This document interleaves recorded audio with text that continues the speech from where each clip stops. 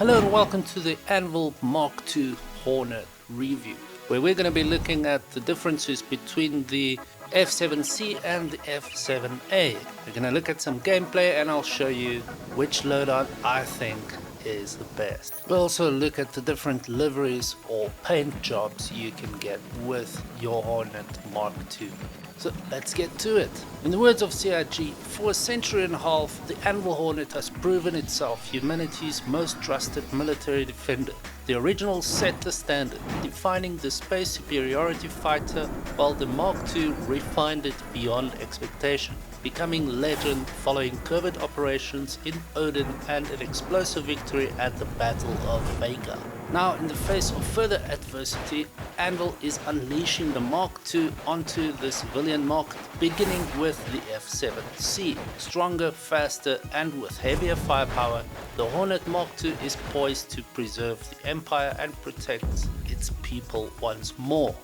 At the moment, the F7A variant isn't purchasable, but if you've done the Xenothreat Overdrive Initiative missions and you have an F7C, you should get a free upgrade.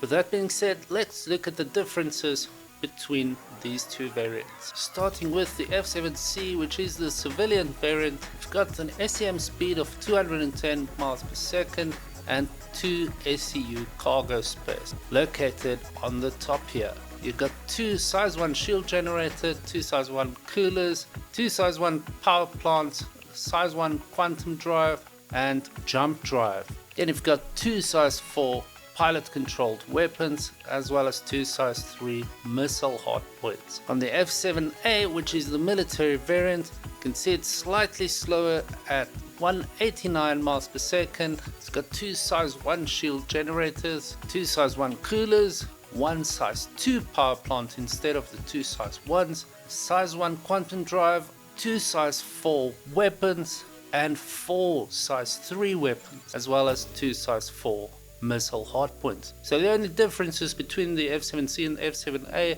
is the SEM speed. The F7C is faster and's got that 2 cargo space, whereas the F7C's got the extra guns on top, giving you 4 extra size 3 weapons, as well as a bigger missile hardpoint size. And then of course, instead of the F7C's 2 size 1 power plants, you get only 1 size 2 power plant.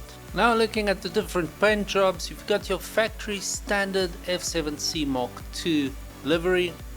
Then you've got your iron scale paint job, which is only available to concert members or on the black or grey market. Next you have the icebound paint, the factory standard F7A Mk2 paint and the Simoon F7A desert paint. They're all really cool, but I like the iron scale paint. That just looks awesome. Taking a closer look at the ship, you can see it's a very small ship and looks very similar to the Hornet Mk.I, just a bit smaller, narrower, and has a hell of a lot more firepower than the Mk.I.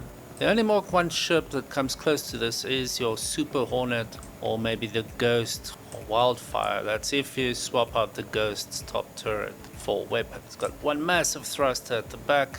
This thing just looks great. Let's get into the Hornet Mk2. As you can see, it's a really nice looking ship. We've got the F7A variant. F7C doesn't have the 2 weapons on top. Apart from that, it looks exactly the same. Do have the iron scale paint on here. Let's take off, raise the gear. As you can see, it's got a really nice interior. Again, both variants look exactly the same. We're up and away. Listen to those engines. Just it sounds great, doesn't it?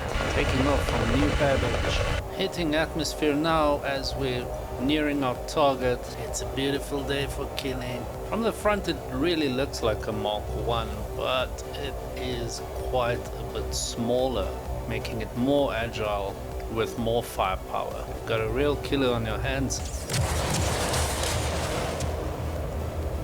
Those size 1 shields really aren't great. Looking at the F7A Hornet Mk2 loadout now, we got the stock C5 173F size 5 Hornet Mk2 bolt turret in front, I've got the Hornet Iron Scale livery.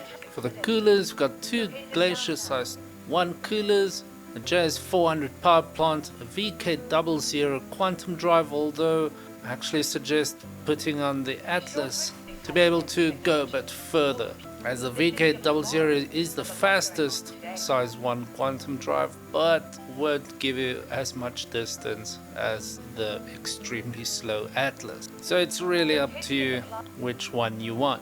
And then we've got two FR66 shield generators. For the weapons, we've got 4 Dominator size 2 weapons, and I actually want to swap out these ignites for either Rattlers or Strike Force missiles. So just for fun, we're gonna put Strike Force missiles on here.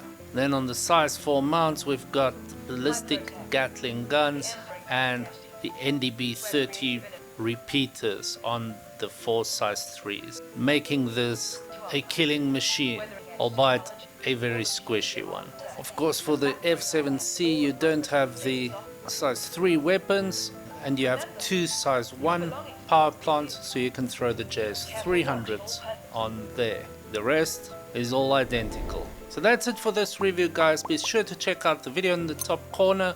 Hit like, subscribe, so you can be entered into our next subscriber giveaway, and I'll see you guys in the next one. Thanks for watching.